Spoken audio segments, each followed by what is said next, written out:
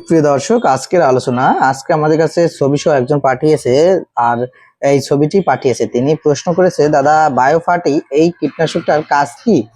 তো দেখো, এটা বায়োফার্টি যে কীটনাশকটা আমাদের কাছে দিয়েছো, এটা কিন্তু বাংলাদেশে যে উৎপাদন, এরা কানাডা থেকে উৎপাদন। আর এটা কিন্তু বাংলাদেশে এসিআই কোম্পানি থেকে তারা পরিচালনা করে মার্কেটে সেল করে থাকে।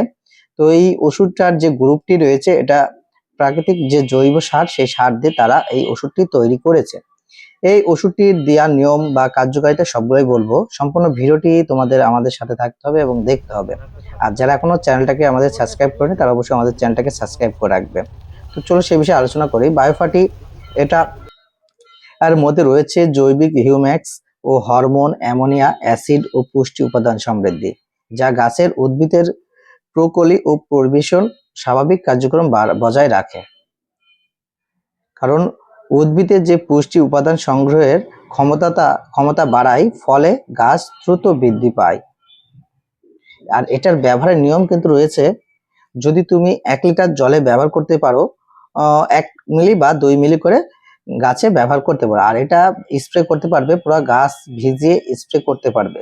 এবং আরেকটা নিয়মও রয়েছে, যেটা যেহেতু জৈবিক সার দিয়ে তৈরি, এটা কিন্তু তুমি যে কোনো সার সার যেমন তুমি তোমার জমিতে সার ব্যবহার করবে, তখন ওই সারের সাথে তুমি দেখা যাচ্ছে 1 বিঘাতে তুমি 250 মিলি বা 300 মিলি সারের সাথে মিক্সড করে ব্যবহার করতে পারবা। সে ইউরিয়া হোক, ডিএপি হোক, টিএসপি হোক, বিভিন্ন ধরনের যে সকল সার রয়েছে ব্যবহার করো, সেই সকল সারের সাথেই তোমরা এটা ব্যবহার করতে পারবে।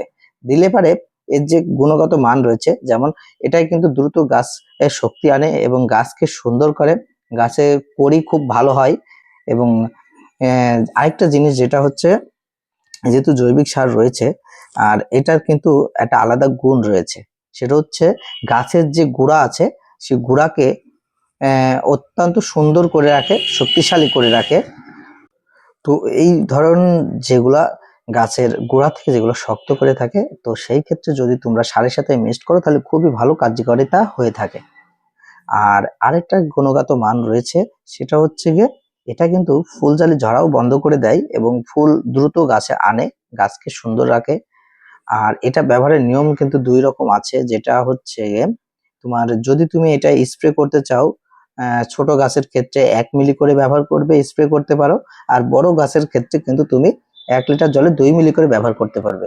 এটা ব্যবহারের নিয়ম যেটা রয়েছে, 10 দিন বা 15 দিন পর পর তুমি গাছে স্প্রে করতে পারো।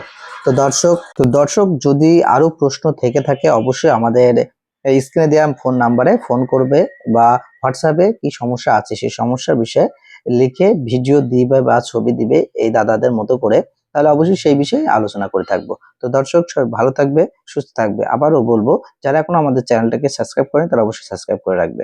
ধন্যবাদ।